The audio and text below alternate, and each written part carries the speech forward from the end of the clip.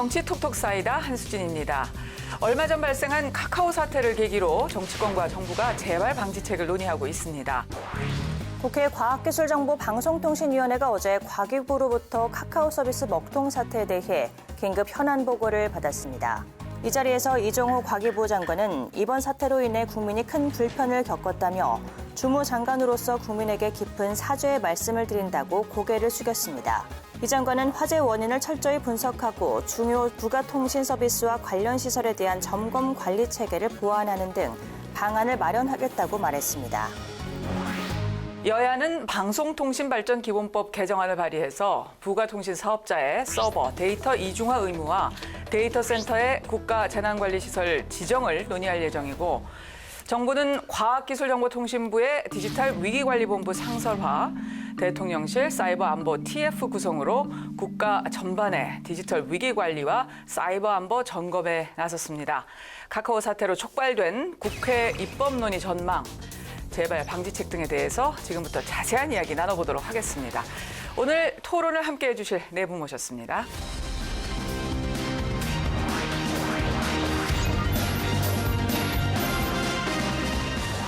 네, 지난 15일이죠. 판교 데이터 센터 화재로 인해서 주요 온라인 서비스 장애가 발생하면서 일상생활이 마비되는 큰 혼란을 겪었습니다. 이른바 카카오 먹통 대란이 벌어졌는데, 이 사태로 세 기업의 책임자가 국정감사 증인으로 출석해서 사과하기도 했습니다. 이번 카카오 사태 어떻게 보셨는지 먼저 의견을 좀 들어봐야 되겠는데요. 최 의원님부터 하실까요? 이게 이제 유비무환이라는 말이 있잖아요. 근데 그 유비무환 안에서 겪는 대표적인 케이스. 그래서 대한민국이 블랙아웃된 느낌. 예, 그런 상황입니다. 그리고 이건 정보통신 강국 대한민국에서 이런 일이 일어났다는 것이 충격적인 그런 일입니다. 근데 제가 왜 유비무환부터 말씀드리냐면, 이게 카카오톡의 먹통 사태를 막을 수 있었는데 못 막았다는 측면에서 저는 국회 책임부터 얘기하는 거예요. 막을 수 있었다? 예, 네. 왜냐하면 데이터 센터에 뭐 불이 났는데 그 원인은 배터리 과열이었다. 이건 이제 다른 쟁점이고요. 그리고 배터리가 과열되니까 전력을 차단한 거예요. 전력을 차단해서 주 서버가 전력이 공급이 안 되면 마비되지 않겠습니까? 네.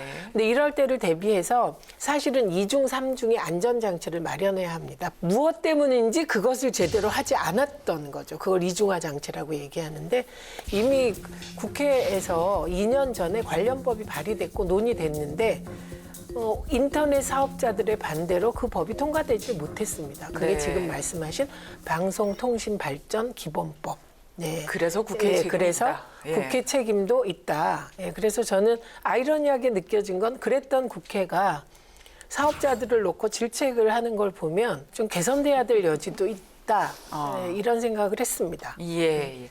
이 의원님 어떠세요? 네, 저도 뭐 같은 생각인데요. 지금 보면 카카오에 대한 어떤 의존도, 정보통신 커뮤니케이션에 있어서 대한민국 국민들 뭐 거의 카카오를 많이 쓰시잖아요. 이런 상황에서 이렇게 카카오가 먹통이 되니까 완전히 생활이 마비가 되는구나, 이런 걸 우리가 느꼈죠. 그렇죠. 근데 지금까지는 사실은 이런 경우가 없었기 때문에 잘 몰랐던 것도 있고, 어떻게 보면 좀 소홀히 했었다, 이렇게 네. 볼 수가 있거든요. 그래서 저는 카카오 같은 경우에 자신들의 어떤 시장에서의 지위라든가 자신들의 어떤 위상, 이런 것들에 걸맞게 충분히 대비할 수 있는 모든 계획들과 백업 플랜들이 돼 있었어야 되는데, 그걸 안 한 건 굉장히 큰 실책이라고 보고요. 20대 국회 마지막에 이 문제가 논의가 돼 있었어요. 한마디로 제가 볼 때는 굳이 그렇게까지 할 필요 있냐, 이런 식의 어떤 분위기가 흘러갔던 것 같고요. 국회가 사실은 여러 가지 입법 사안들이 많은데도 불구하고 좀 소홀히 하고 뭔가 정치적인 쟁점이 없으면 대충 넘어가는 그런 습성이 있습니다. 저는 이거를 정말 이번에 국회도 대우각성해야 된다, 이런 생각이 듭니다. 예. 최 교수님 어떠세요? 카카오라는 게 어쨌든 사적 기업이잖아요. 근데 카카오가 워낙 단순하게 이제 의사소통 수단만이 아니고 금융도 하고 136개의 서비스를 한다고 그래요. 저는 기본적으로 어쨌든 간에 카카오가 기업이긴 하더라도 이게 거의 공적 영역에 깊숙이 들어가 있는 거거든요. 국가가 어떤 형태로든 이거를 규제하고 그리고 어떻게든 민관이 같이 뭔가 거버넌스를 이런 때 해야 된다고 생각했는데 이거 완전히 한 기업에 맡겨놓은 거잖아요. 네. 상상이 안 가는 얘기예요. 근데 카카오가 한 사적 기업이 뭐가 문제가 되고 뭐 화제가 나고 이러다 보니까 온 뭐 국민 생활이 마비되는. 그래서 이제 그 뒤늦게 뭐 이제 그야말로 소 잃고 외양간 고친 식으로 뭐 입법 논의도 있고 한데 2020년도에 그 법안이 통과 안 된 것도 기업과 또 국회 정치권의 또 유착 같은 것도 좀 있어 보이기도 하고 그런 게 좀 있지 않을까라는 생각도 좀 들긴 들어요. 네. 그 왜 안 됐겠어요? 그 정쟁적인 것도 아니고 정치적 쟁점도 아닌데 왜 안 됐겠냐 이런 얘기예요. 정말 책임감을 가지고 하고 국가가 관리해야 될 것 같아요. 이 부분은. 네. 한 개인 기업에 이건 무슨 뭐 민간 영역이다라고 놔둘 건 전혀 아니다. 네. 라는 말씀 일단 드립니다. 예. 국민의 한 91.5%가 사실은 카카오를 이용하고 있지 않습니까? 다양성이라든가 이런 관점에서 보면은 특정 기업이 팬덤으로 지금 장악을 하고 있지 않습니까? 이것이 이제 락인 전략, 가두리 전략 이렇게 이제 얘기할 수가 있는데 이런 것들은 어떻게 보면은 우리 자본주의의 이제 병폐라고 생각이 들고 그렇기 때문에 왜 이런 것들을 정부가 그리고 국회가 입법적으로 제어를 하지 못했나 이런 비판은 당연히 이제 받아야 되는 것이고 특히 정부 입장에서도 재난 안보의 컨트롤 타워가 없었다. 그런 것들은 뭐 정부 그리고 뭐 대통령실 그리고 국회 모두가 다 비판을 받아야 된다고 생각이 듭니다. 예. 기업뿐 아니라 지금 보니까 국회, 뭐 정부 책임이 다 골고루 지금 나눠져 있습니다. 그래서 하나하나 조금 더 짚어볼 텐데요. 최 의원님, 일단 이번 사태를 계기로 해서 지금 여야 의원들이 방송통신발전기본법 개정안들을 또 발의하지 않았습니까? 어떤 내용들이 지금 담겨 있는 건가요? 그러니까 핵심은 크게 보면 두 가지입니다. 하나는 데이터 센터를 가지고 있는 그 기업, 그리고 뭐 플랫폼 사업자들에게 재난 관리 기본 계획을 수립하도록 강제하자. 이런 얘기고요. 네. 그다음에 두 번째는 그러려면 지금 우리가 얘기하는 뭐 카카오톡이나 이런 사업자들의 지위가 부가통신 사업자라는 지위를 가지고 있습니다. 예. 근데 부가통신 사업자의 지위를 가지고 있는 사람들에게는 네. 강제적으로 재난관리 계획을 의무화할 수가 없게 되었습니다. 지금 체계상. 네. 이분들은 전기통신사업법상으로 다른 규제를 받아요. 예. 만약에 카카오톡에 대하여 재난관리 기본계획을 수립하게 한다거나 이런 전 과정이 가능하려면 부가통신 사업자가 아니라 카카오톡을 주요 방송 사업자로 규정해야 됩니다. 그래서 이 두 가지가 지금 핵심 조항입니다. 네. 그러면 지난 2020년에 논의됐던 그 당시와 달라진 점이 뭔가요? 네, 그 당시에는 예. 데이터 센터를 운영하는 곳에 대해서만 재난관리 기본계획을 수립하도록 강제하는 법안이었습니다. 혹시 국회에 대해서 너무 오해하실 것 같아서 말씀드리자면 네. 이게 인터넷 사업자들이 국회의원들을 대상으로 로비를 한 건 사실입니다.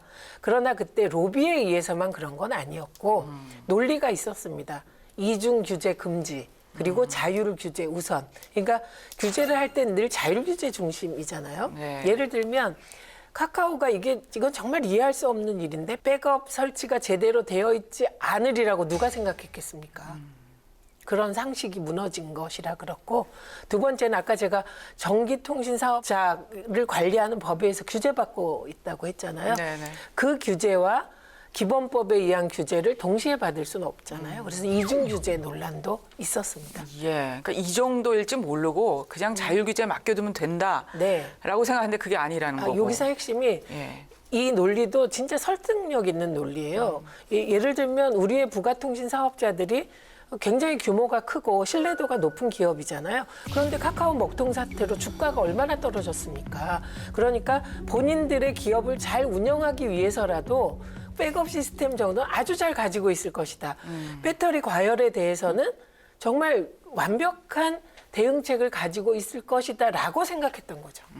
현실은 그렇지 못했다는 거고요. 예. 박 교수님, 그러면 어떻습니까? 이번 발의된 개정안들을 보면 손은 잃었지만 외양간은 좀 고칠 수가 있는 건가요? 어떻게 되는 건가요? 네. 외양간을 고쳐도 또 소가 또 뛰쳐나갈 수가 있는 것 아니겠습니까? 뛰쳐나가겠습니까? 그래서 뛰쳐나갈 때마다 새롭게 만드는 것들이 입법화, 제도화 과정이기 때문에 2년 전에도 이런 것들을 했으면 지금 이런 사태가 일어나지 않았을 것이다. 그렇게 가정을 하지만 네. 핵심적인 게 지금 우리 의원님께서 말씀하셨지만 이중화 조치하고 이원화 아니겠습니까? 네. 이런 사항들은 사실은 꼭 이 데이터뿐만이 아니고 모든 것에 기본적으로 해야 되는 일인데 이런 것들을 이렇게 안 했다는 것은 직무유기다 그렇게 생각이 듭니다. 네. 이것이 뭐 입법화를 한다고 해도 그것에 대해서 정부에서 쫌쫌하게 이렇게 이제 관리 감독을 해야 되는데 형식적으로 점검을 하기 때문에 그래서 입법화를 통해서 외양간을 고친다고 하더라도 이거에 대해서 또다시 재발될 가능성이 상당히 크다. 그래서 각자의 어떤 소명의식이 훨씬 더 중요하다고 저는 생각이 듭니다. 예. 근데 기본적으로 독점의 성격을 가지고 있잖아요. 그렇죠. 공정거래위원회라는 게 그런 독점을 방지하고 시장의 지배력이 과도할 때 그걸 이제 남용을 방지하기 위해서 존재하는 게 공정거래위원회거든요. 네. 그 국가와 시장과의 관계에 있어서 시장이 기본적으로 탐욕스러운 존재이기 때문에 그걸 방지하자는 게 공정거래위인데 공정거래위원회도 이거 제가 볼 때는 역할을 잘 못한 거예요. 입법은 뭐 하겠죠. 이번에 워낙 이제 여론이 안 좋고 그러니까 입법은 되겠습니다만 입법이 된다고 그래가지고 국가가 관리를 안 하면은 지금 우리 장 교수께서 지금 무슨 소가 또 뛰쳐나가는 거 아닙니까? 네. 그럴 가능성이 있단 말이에요. 저는 그래서 이건 단순히 입법을 통해서 이제 이중화도 하고 부가통신사업자를 이제 포함시키고 이렇게만 되는 건 아닌 것 같아요. 예. 그런다고 해서 또 시간이 지나고 그러면 또 흐지부지 되고 그러는 게 한두 번이 아니잖아요. 지금. 예. 국가가 정말로 그 사적 영역의 문제를 공적 영역으로 좀 끌어들여서 네. 어떻게 관리를 해야 돼. 예를 들어서 국방을 용병에다 맡길 수 없는 거 아니겠어요. 예. 독점적 지위에 있는 기업들은요. 기본적으로 대단히 탐욕적이에요. 예. 국가 관리하지 않으면 안 돼요. 그 입법화와 더불어서 국가의 관리가 반드시 필요하다. 그 말씀 다시 한번 드립니다. 제가. 그렇기 때문에 더욱 관리와 규제가 또 필요하다. 그런 측면이 있다라는 거고요. 지금 보면 거대 플랫폼 기업에 대한 규제를 좀 강화해야 된다 하는 여론이 확실히 좀 힘을 더 얻고 있는 것 같은데요. 근데 사실상 온라인 플랫폼 공정화법 같은 경우에 논의가 멈춰 있다가 지금 좀 다시 이 논의가 불붙는 듯한 그런 모습인데요. 이번에는 어떤 결실을 보게 될까요? 네, 뭐 이제 온라인 플랫폼 같은 경우에는 그 속성상 예. 이렇게 시간이 지나면 어느 큰 쪽으로 계속 수렴되면서 독점이 강화되게 돼 있어요. 심화되게 돼 있어요. 왜냐하면 이거를 플랫폼 같은 경우에도 그렇고 포털 같은 경우에도 그렇고 큰 쪽으로 계속 사람들 대중들은 몰리게 돼 있거든요. 왜냐하면 그래야 자기가 편하니까. 근데 문제는 이제 그러면 이걸 억지로 그러면 경쟁하게 만들 것이냐 이런 문제들에 있어서 사실 아무리 경쟁사를 이렇게 뭔가 육성하려고 그래도 이 시장 자체에서 그 캐파 자체가 잘 안 되는 경우가 많아요. 그럼 이거 어떻게 해야 되냐? 단속하는 게 문제가 아니고요. 저는 이 공정거래 질서를 이렇게 계속 유도하는 그런 식의 어떤 가이드라인과 어떤 것을 촉진하고 이것을 공정거래위원회나 국가에서 컨설팅을 계속 해야 돼요. 아까 자율규제도 말씀하셨는데 원래는 자율규제 기본이거든요. 원칙인데 그냥 내버려 두고 알아서 자율규제 해 이렇게 하니까 자율규제 잘 안 되는 거예요. 그래서 사실 우리나라의 공정거래위원회에서는 평소에 이런 온라인 플랫폼 사업이나 이쪽 시장이 굉장히 커지고 도가 좀 심화되고 이것이 속성이구나. 그러면 소비자들이 피해를 볼 수가 있겠구나. 그러니까 이 분야에 대해서 계속 지도를 하고 또 함께 컨설팅을 하면서 기업이 아주 바람직한 방향으로 가서 이런 사고가 나지 않도록 유도하는 그러려면 사실은요.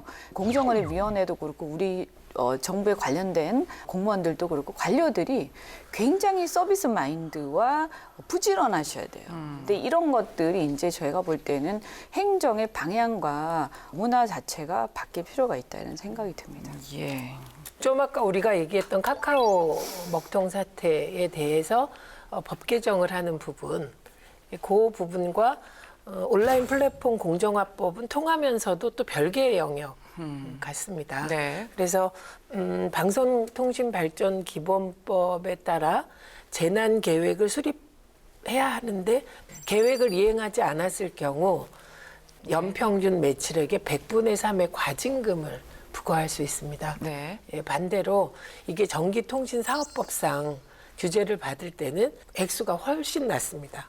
예, 벌금 액수가. 네. 그렇기 때문에 지금 실효성 있는 법안을 만들어서 먹통 사태를 막으려면 벌칙 조항이 강하게 들어가야 한다. 그리고 말씀하신 공정거래법과 관련한 규제가 필요하다. 이렇게 말씀드릴 수 있을 것 같고요. 네.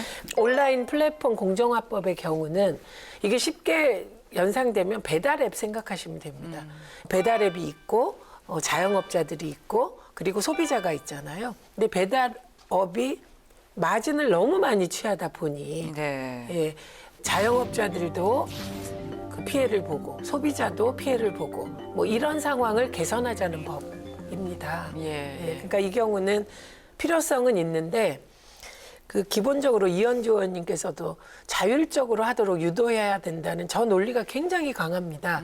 그리고 이거 제대로 규제하려면 경영 정보를 제공하도록 해야 돼요. 예. 매출액 단위로 규제의 강도가 달라지니까. 예. 그런데 사실은 요 경영 정보 제공에 막혀서 논의가 계속 막혀왔다고 볼 수 있는 겁니다. 예. 근데 지난 문재인 정부 시절에는 이걸 법제화를 시도를 했었던 거죠. 그러니까 민주당 쪽에선 시도를 하고 싶었죠. 네. 그런데 지금 온라인 그 플랫폼 공정화법은 그때보단 좀 달라요. 왜냐하면 사실상 피해를 보는 소비자나 자영업자들이 많이 늘어나고 있거든요. 예. 예를 들면 짜장면 하나 시켜 먹었는데 배달 그 비용을 3,000원을 내야 되고 그리고 자영업자도 3,000원을 또 내야 되고 이게 너무 그 이득을 많이 취하는 게 아니냐 배달앱이 네. 예, 이런 문제 제기가 광범위하게 공유돼 있습니다.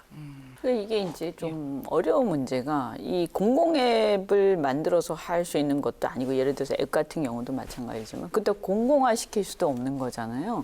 그런데 이제 인위적으로 경쟁 질서를 만들어내려고 경쟁사를 간접적으로 이렇게 촉진도 하고 이렇게 해도 이 온라인 시장의 속성이라는 게 시간이 지나면 큰 쪽으로 이렇게 다 몰린단 말이에요. 그럼 결국에는 뭐냐 하면 독과점에 대한 규제도 중요하지만 제가 볼 때는 상시적인 그런 시장에 대한 모니터링 그리고 그것을 통해서 관련된 당국들 그러니까 공정거래위원회나 이런 쪽에서 문제가 터졌을 때만 단속하고 이런 식 좀 어떻게 보면 굉장히 후진적이에요. 저 행정의 행태들이 그게 아니라 좀 선진적으로 이렇게 계속 함께 컨설팅을 하면서 이게 시장의 독과점에 지금 어떤 그 부작용이 어떻게 나타나고 있다. 이것을 실시간으로 또 같이 공개도 하고 공유도 하고 이렇게 하면서 사실 문화 자체를 이걸 기업이 또 자제도 하고 시장의 소비자들이 감시도 계속하고 이렇게 해서 상시적인 모니터링 시스템을 만들 필요가 있어요. 네. 그러면서 이것과 관련 이런 식의 어떤 안전에 대한 투자 이런 부분들도 사실 어떻게 보면 일종의 그냥 배째라는 식으로 계속 간 거 아닙니까? 이런 것들에 대해서도 계속해서 권고도 하고 이렇게 해야 되는 거죠. 근데 네. 지금 보면 공정위도 그렇고 어떤 법이 만들어지면 거기에 따라서 나중에 처벌하고 조사하고 이것만 열심히 하지. 사후에. 예, 사전에 이렇게 상시적인 어떤 컨설팅 시스템은 거의 안 되어 있어요. 네. 근데 미국 같은 경우만 하더라도 반독점법에 의해서 독점 자체에 대한 어떤 분할 명령이라든지 이런 거를 제외하고는 거래 자체에 대해서는 금융 문제도 마찬가지지만 이렇게 좀 컨설팅하는 쪽으로 많이 가 있거든요. 그러니까 네. 공무원들의 어떤 사실은 자질 향상이 굉장히 필요한 거죠. 그 예. 업계나 분야에 대해서 상당히 박식해야 되는 알겠습니다. 거예요. 상시적인 모니터링 필요하다는 말씀 주셨고요. 장 교수님 어떠세요? 이제 온풀법은 이제 두 가지잖아요. 이것도 정치 논리로 지금 접근이 되는 것 같고 그렇게 해석하는 게 가장 쉬운 해석 방법이 아닐까 싶은데 법제화냐 자율규제냐. 자율규제를 주장하는 이제 윤석열 정부 측에서는 왜냐하면 혁신을 가로막는다고 보는 거죠. 자본주의 논리에 맡긴다. 그러나 민주당 논리를 보면 이것은 온풀법을 제정해야 된다.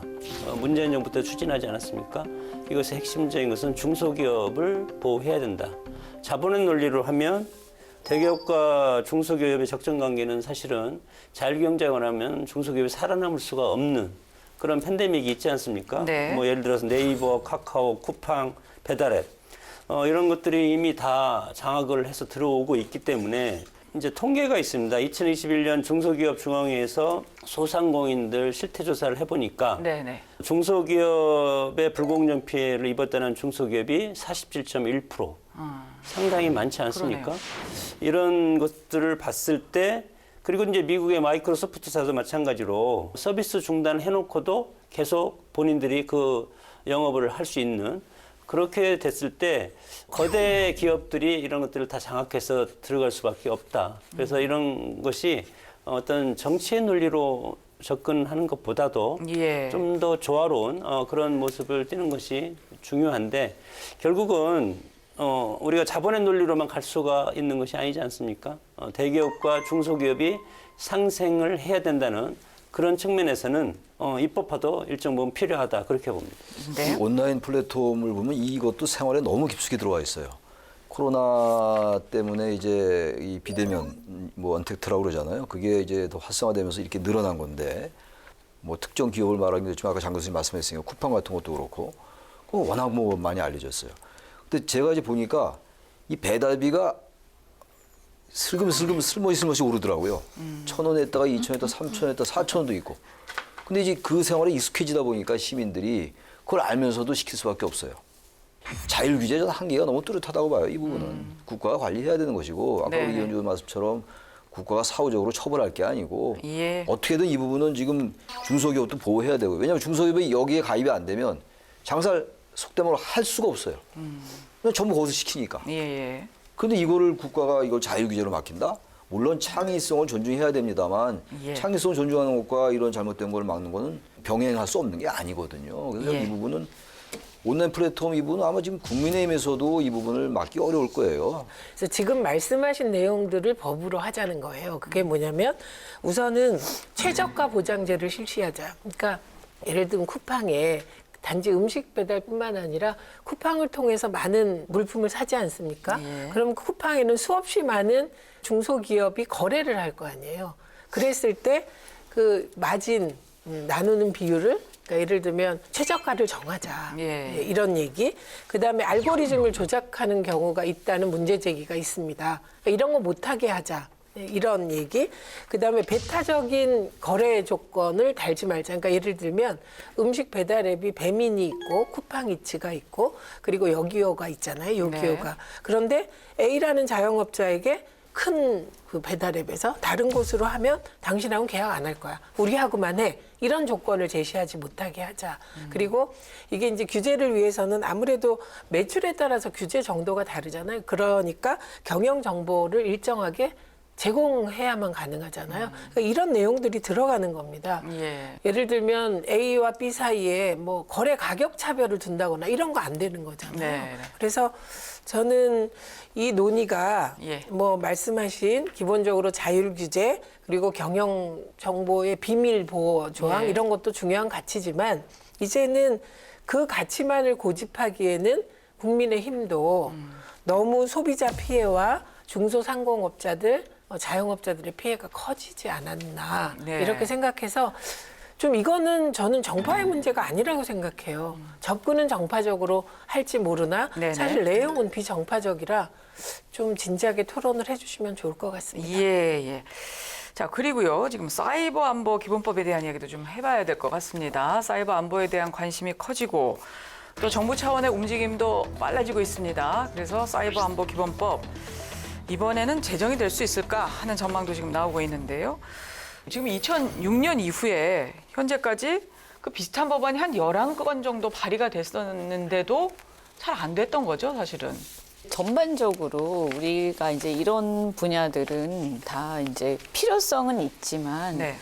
이랬을 때 항상 이제 부딪히는 게 뭐냐면 개인정보 문제라든가 아까 경영정보 문제라든가 프라이빗한 영역, 물론 프라이빗한 영역만 있는 게 아니고 인증하고 이런 어떤 공적인 영역도 있지만 기본적으로는 이제 소통 자체가 프라이빗하잖아요. 네. 근데 이런 것들 혹시라도 국가가 이렇게 그 일종의 이제 빅브라더 같은 상황으로 가게 되는 하나의 단초를 여는 거 아닌가라는 저 두려움 같은 게 좀 그런 있는 우려들이 것 있는 거군요. 같아요. 왜냐하면 네. 이게 한 번 이제 이 허용하기 시작하면 이제 계속 조금씩 왜냐하면 상당히 이거를 조심해야 된다라고 생각을 해요. 어쨌든 아까 데이터 센터나 이런 것들에 대한 재난 부분에 대한 규제하고는 또 좀 별개의 문제 이거는. 그래서 예전에 이제 뭐 우리가 테러 방지법 이런 것도 큰 논란들이 있었지만 사회 질서 내지는 어떤 안전에 대한 규제 필요성이 있는데 또 한편으로 개인의 사생활 또는 어떤 정보 이런 것들을 어떻게 보호하면서 이거를 잘 지켜나갈 것이냐 이 부분 항상 부딪히는 거죠. 예. 근데 이번에 이제 이런 사태가 일어났기 때문에 제가 볼 때는 뭐 어떤 식으로든 뭔가 입법화는 되지 않을까라고 생각을 합니다. 그런데 모든 게 법으로 또 다 해결되는 건 아니거든요. 네. 그래서 아마 우리나라가 지금까지 보면 항상 이제 자유민주주의가 외부에서 이식되고 이렇게 하다 보니까 이 과정에서 이 두 가지 가치가 부딪힐 때 이것을 네. 조율하고 그 선상에서 규제 당국들이 또 규제를 하더라도 과도하게 그것을 다 이렇게 행사하는 게 아니라 권한들을 네. 이런 어떤 문화들이 저는 정착되는 게 굉장히 네. 중요하다고 생각해요. 사이버 안보 기본법 필요하다고 보세요? 어떻게 보세요? 그러니까 이 사이버 안보 기본법은 앞에서 우리가 논의한 두 법하고는 결이 좀 다릅니다. 예, 우선 우리가 앞에서 얘기한 건 사업자가 사업을 더 잘하기 위해서 소비자 피해를 최소화하자는 법이에요.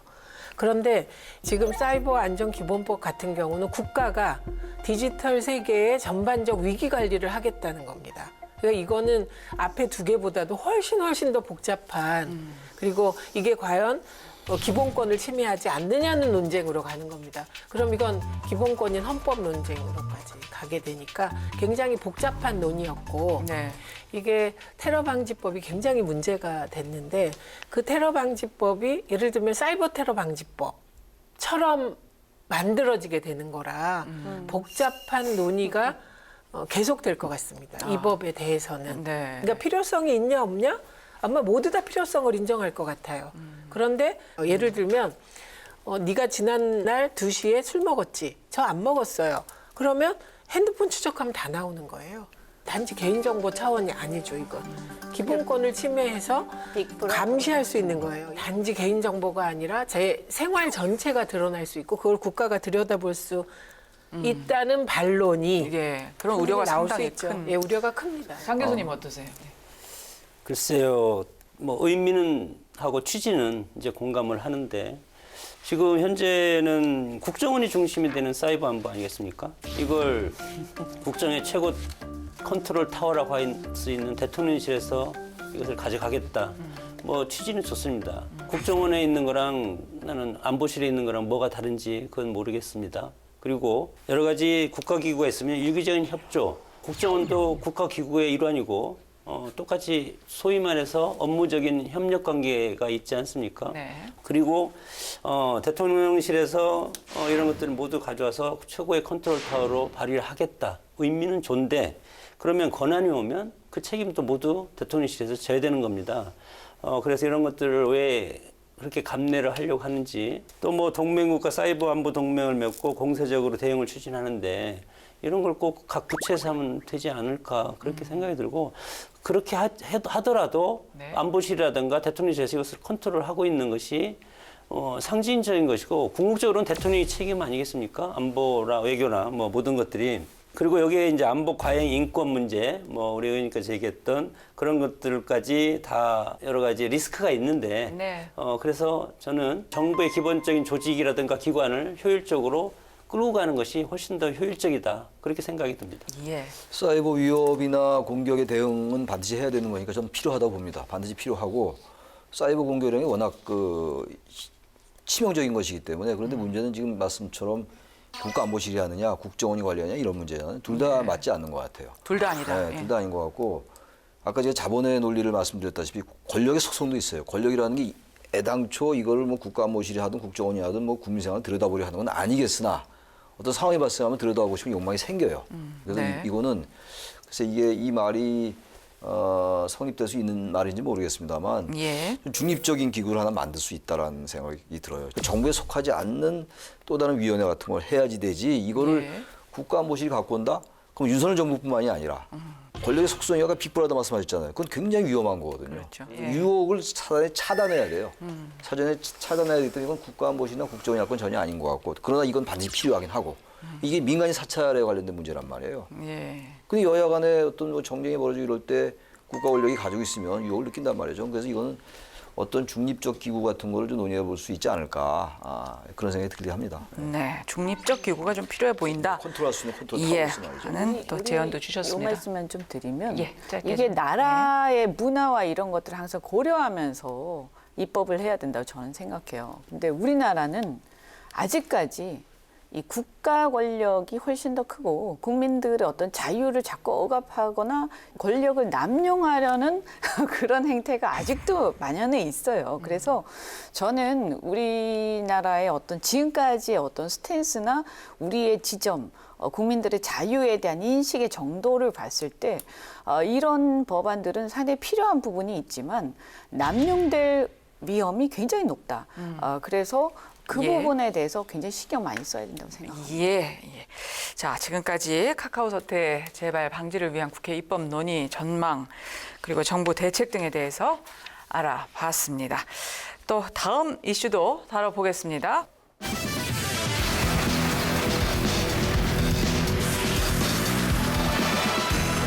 초가 생산된 쌀을 정부가 의무적으로 매입하도록 하는 양곡관리법 개정안이 더불어민주당의 주도로 국회 농림축산식품해양수산위원회를 통과했습니다. 국회 농해수위 종합감사에선 앞서 민주당이 단독으로 처리한 양곡관리법 개정안을 두고 여야 간 공방이 제한됐습니다. 국민의힘은 초가 생산된 쌀을 정부가 의무적으로 구입하려면 매년 1조 원 이상이 소요돼 다른 지원 사업이 위축될 수 있다고 우려했습니다. 반면 민주당은 쌀 생산량을 조정하면 시장 격리를 안 할 수도 있다며 사실을 호도하지 말라고 반박했습니다. 정부와 국민의힘이 반대 입장을 밝히고 있는 가운데 개정안이 법제사법위원회와 본회의를 통과할 수 있을지도 주목이 되는데요. 이 문제도 좀 지금부터 이야기를 나눠보도록 하겠습니다. 일단 최 의원님, 정부 여당은 반대를 했습니다.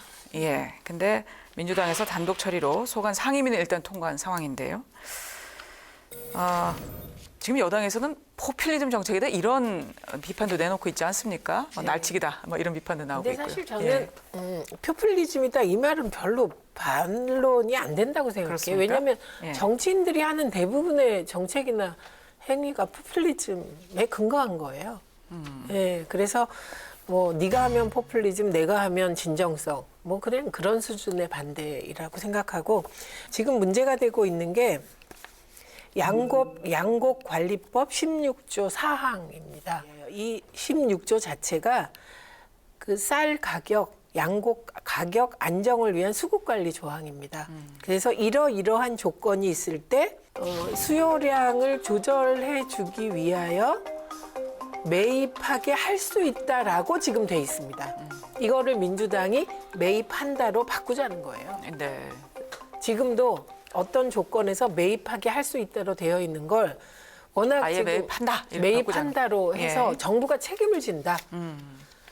이런 조항입니다. 그러면 이게 할 수 있다와 매입한다가 왜 이렇게 차이가 나냐? 이거 의무 조항이고 임의 조항이고 이런 차이이기 때문에 글자는 두자 차이지만 네. 차이는 굉장히 큰 것이죠. 예. 그런데 그러면 정부 여당에서는 이런 정부의 가격 안정을 위한 개입을 반대하냐? 그건 아니에요.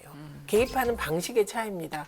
그러니까 이번에 상대적으로 이 법을 통과시킨 이후에 여론조사에서 국민의힘은 특히 농임업 종사자와 관련하여 지지율이 큰 폭으로 떨어졌고 민주당은 늘 그런 그 여론조사 해보면 그 농민 등에서는 민주당의 지지율이 낮았는데 무려 거기서만 큰 폭으로 올랐습니다. 이게 양곡관리법 때문입니까? 뭐 그 한 자릿수가 아니라 두 자릿수. 어쨌든 뭐 그게 꼭 양곡관리법 때문인지 모르지만 네. 그 여러 가지 태도까지 보는 거니까요. 그런데 그런 현상이 나타났습니다. 그래서 포퓰리즘이라는 말로 비난을 할 여지가 생긴 것 같긴 한데 네. 저는 이거는 이렇게 싸울 일인가? 이런 생각이 듭니다. 예. 왜냐하면 어떤 조건에서는 국가가 의무적으로 매입해 줘야 되고 어떤 조건에서는 매입이 아닌 다른 수단을 쓸 수도 있을 것 같거든요. 예, 그래서 이 부분은 정말 현실을 놓고 예. 농민들과 머리를 맞대고 네. 진지하게 토론이 필요하지 않을까 이렇게 네. 생각합니다. 의원님, 이게 싸울 일일까 하는 말씀 주셨는데요. 아니, 그래서 저는 개인적으로 이 법안을 우리 당이 반대하는 거에 대해서 좀 우려를 표시를 했는데요. 당과도 의견이 좀 다르신 거군요.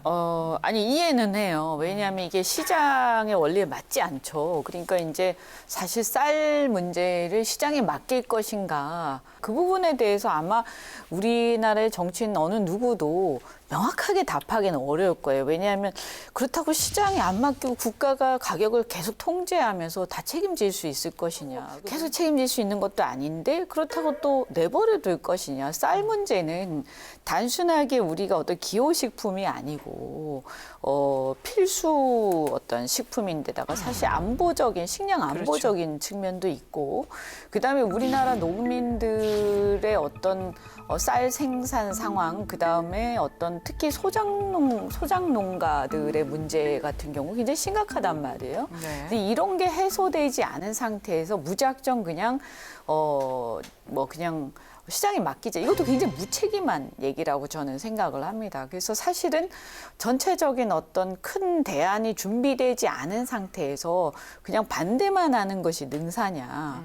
이런 생각 저는 갖고 있어요. 그래서 근데 지금 민주당에서 보면 국민의힘이 이번에 논의조차 잘 안 했다. 뭐 이런 비판도 내놓고 있더라고요. 그거는 뭐 사실 조금 뭐 그런 측면도 있기도 하고 또 뭐 어떻게 보면 여러 가지 지금 분위기 자체가 이것만 그런 게 아니라 논의가 잘 안 되고 있으니까. 워낙 일들이 많아서. 네, 그 부분 자체도 그렇습니까? 사실 돌아봐야 되는데요. 네. 어쨌든 대안 없이 지금 이 상황에서 그냥 무조건 반대다. 그것은 상당히 무책임해 보일 수가 있습니다. 그래서 그런 부분들에 대해서 조금 아쉽지만 대안을 제시하지 못한 우리의 잘못도 있지 않는가 하는 생각이 들고요. 예, 예. 어쨌든 그런데 여기서 또 계속 이렇게만 갈 수 있느냐. 그래서 저는 이 부분은 좀 깊이 있는 논의와 앞으로 시장을 이 쌀 시장 어떻게 해나갈 것인가에 대한 예, 예. 좀 그런 고민들이 필요할 것 같습니다. 예.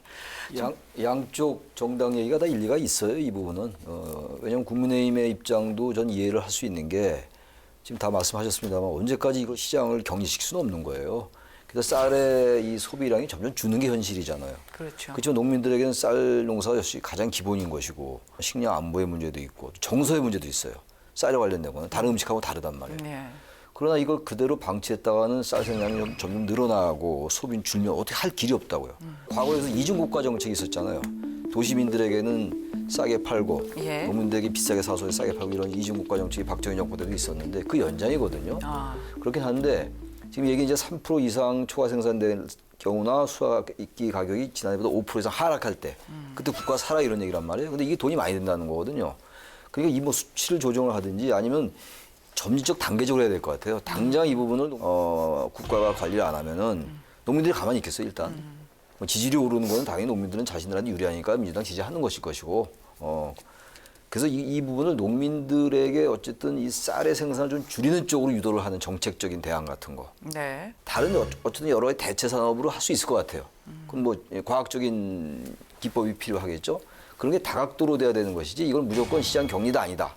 라고 이렇게 단편한 논리로 할 건 아닌 것 같아요. 양당이다. 네. 이거야말로 충분히 타협할 수 있는 겁니다. 이건 정쟁적인 요소가 아니에요. 상대방 정당은 퍼프리지 말고 공격할 일도 아니고 국민의힘의 논리도 충분히 일리 있고 민주당도 마찬가지예요. 민주당의 논리가 일리가 있기 때문에 이건 여야의 지도부가 지도력을 발휘해서 농민들과도 얘기하고 농민들도 무조건 주장할 건 아니거든요. 충분히 네. 설득하고 그래서 대안을 마련해서 점진 단계적으로 농민들에게 쌀 생산을 줄이면서도 자신들의 소득을 보장할 수 있게끔 하는 다른 방안을 제시할 수가 있어야 된다. 그런 말씀드립니다. 예.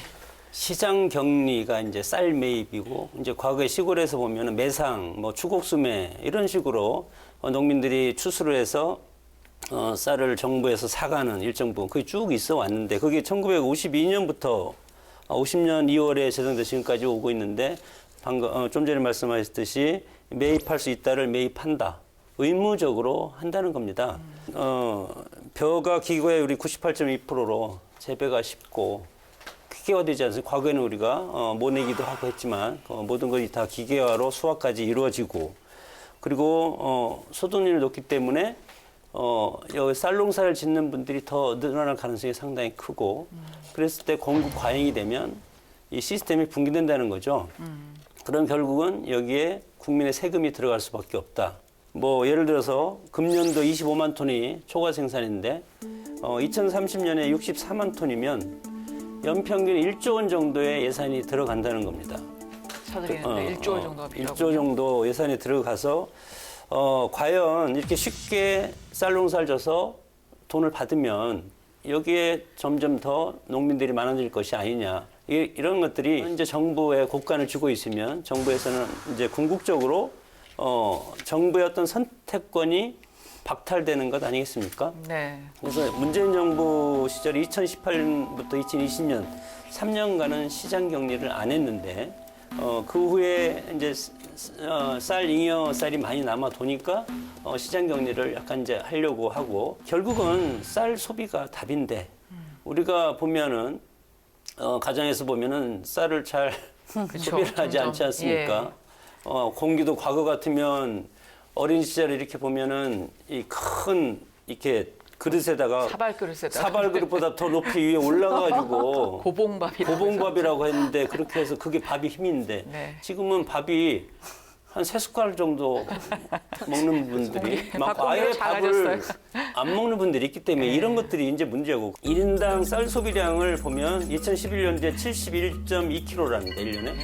근데 작년에 보면 56kg. 해서 연 평균 2.2%씩 이제 감소를 하고 있는데 생산량은 10년간 0.7%밖에 감소하고 있지 않고 만약에 양곡관리법이 이대로 통과가 돼서 대통령이 공포를 한다면 더 수확량이 늘어날 것이다. 오히려 생산이 더 늘어날 것이다. 그러면 이제 여기에서 부정적인 것은 청년 농업, 스마트팜 이런 농업의 미래 성장에 상당히 큰 장애도 있을 수 있고 그래서 상당히 저는 이것이 단기적으로 농민들을 생각한다면 당연히 그렇게 해줘야 되는데 먼 미래를 봐서 이것을 한다면 결국은 돈 문제고 그리고 수요 공급의 차원에서 그런 시스템이 붕괴된다.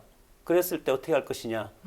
그래도 일단은 약자 편을 들은 것이 야당의 이제 속성인데 그래서 이것이 타협하기가 상당히 어려운 것이 아닌가 이렇게 싶습니다. 예. 일단 타협이 어렵습니다. 왜냐하면 거의 제가 알기엔 대통령실 분위기가 거부권도 행사할 수 있다는 분위기가 언론에 흘러나왔어요. 네. 네, 그래서 저희는 그렇게 먼저 갈 일인가 이런 생각도 하게 되는데요. 몇 년 후에 쌀 생산량이 이만큼 더 늘어날 것이다라는 예측을 하는데 사실은 이 예측 부분에서부터 차이가 나는 겁니다.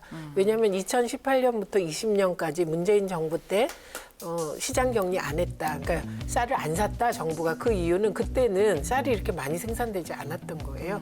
말하자면 풍년이 아니래. 그래서 쌀값이 올랐습니다. 그러니까 농민들이 나름 조절을 하잖아요. 농민들도. 근데 재배 면적을 늘렸다는 거죠. 그래서 지금 이제 이게 풍년이 들어서 농민들이 손해를 보는 상황이 된 거거든요.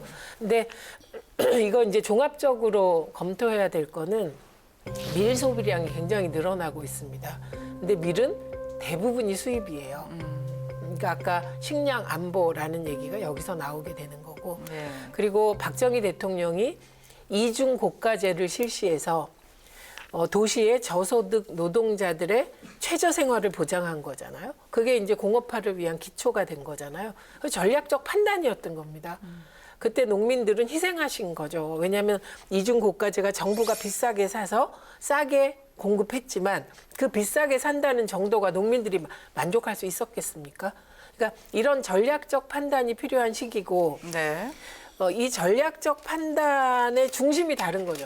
민주당과 지금 정부 여당이 다른 겁니다. 그래서 저는 지금은 일단 민주당이 상임위에서 통과시켜 놓은 상태잖아요. 네네. 근데 이게 계속해서 이런 그러니까 합리적인 근거가 있는 법안까지 거부권 얘기가 나오는 건 이건 정말 안 좋은 부분이잖아요. 그래서 이게 법사위도 있고 이후 절차가 남아 있으니 정말 정치적으로 좀 판단들을 여야가 하시면 어떨까. 네, 그리고 네. 대통령실도 좀 그런 협조만 요구하지 마시고 협치 개념에서 대화를 하시면 어떨까 합니다. 예. 제가 볼 때 조금 이해는 안 되는 게 왜 이게 이렇게까지 됐지 하는 부분이에요. 그러니까 예를 들어서 뭐 여러 가지 대안들이 있을 텐데 점진적으로 감산을 좀 유도하는 정책이라든가 그다음에 예를 들어서 수매량에 대해서도 캡을 좀 이렇게 씌우면서 시간이 지나면서 좀 낮아지도록 한다든가 또는 뭐 아까 대체 작물 재배에 대한 지원 부분 그래서 전략 작물 직불제 문제라든가 그러니까 전략 작물 직불제라는 게 벼 대신에 다른 그렇죠. 작물을 재배를 예, 왜냐하면 하면 직불금을 사실은 주겠다. 뭐 식량 네. 안보 측면에서 우리가 이런 게 필요하긴 하지만 꼭 그것이 쌀일 필요는 없단 말이에요. 또 실제로 문화 이제 이 식문화도 좀 많이 바뀌고 있고 농업이나 1차 산업에 대한 국가 전략적 접근이 필요하기 때문에 네. 여기에 대한 또 그림도 저는 정부가 갖고 있어야 된다고 봅니다. 그래서 그 그림 하에서 사실은 양곡관리법을 어떻게 할 거냐가 얘기가 나왔어야 되는데 준비가 좀 부족했다. 그리고 그래서 이런 부분이 이제 민주당이 던졌으면 예를 들어서 이것을 상임위에서 네. 저는 충분히 이제 타협안, 그러니까 대안을 만들어낼 수 있었을 거다. 그러니까 정부가 그럼 정부 대안을 내고 그거에 대해서 타협을 해가지고 이게 좀 충분히 토론이 될 수 있는 분위기를 만들 수 있었을 것 같은데 이것을 네네. 어떻게 보면 우리 이제 여당 같은 경우도 그냥 무조건 거부하는 쪽의 분위기로 계속 가거나 정부도 그런 측면이 있죠. 그래서 이렇게 하면 사실 어떻게 문제 해결이 되겠습니까? 예. 그래서 이 이제 만약에 지금 상황에서 본회의를 개정안이 통과하게 되면 대통령의 그러니까 저는 거부권은 수순으로 가는 겁니까? 뭐 알 수는 없죠. 근데 제가 볼 때는 어떻게 했으면 좋겠느냐. 아직도 늦지 않았어요. 그래서 수정안을 정부가 내고 그리고 여당을 통해서 협상을 좀 유도를 하고 왜냐하면 네. 이거는 민생 문제니까요. 예, 예. 그렇게 해서 수정안이 국회에서 통과되게끔 여야가 지도부가 합의를 하면 그럼 거부권 행사 얘기가 나오지 않고 그냥 해결될 수도 있죠. 예. 네. 대안으로는 이제 한시적 입법은 필요한 것 같습니다. 지금 과잉 생산이 뭐 45만 톤이 지금 남아돌기 때문에 한시적으로 이런 것들을 정부에서 매입하는 그런 것들은 일단은 필요하고 여야 그리고 농민단체라든가 협의 과정이 좀 더 있어야 되겠다 이렇게 생각. 그리고 지원금 정책도 뭐 그겁니다. 지원금 정책은 쌀 이외에 곡물이라든가 뭐 밀이라든가 콩 이런 것들을 재배하면 뭐 정부에서 지원을 해주겠다. 근데 하지 않지 않습니까? 왜냐하면 벼농사가 기계화가 되어서 쉽기 때문에 안 하는 거고 그래서 쌀 자급률을 보면은 이제 우리가 지금 90% 그리고 곡물 자급률은 80%에서 지금 현재는 20% 정도로 떨어져 있고 그리고 밀가루가 1% 미만입니다. 그리고 우리 뭐 젊은이들 거의 뭐 빵, 뭐 밀가루만이 식량화돼 있고 콩도 30%밖에 안 됐기 때문에 결국 이런 것들이 식량 안보적인 측면에서 상당히 위중한 상태이기 때문에 네.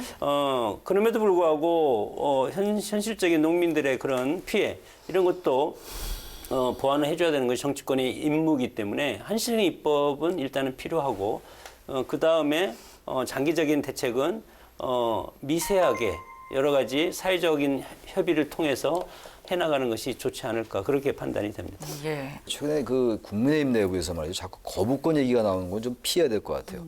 법안 얘기만 나오면은 조금 진행되다가 거부권 얘기가 나온단 말이에요. 그게 어디 발인지 모르겠어요.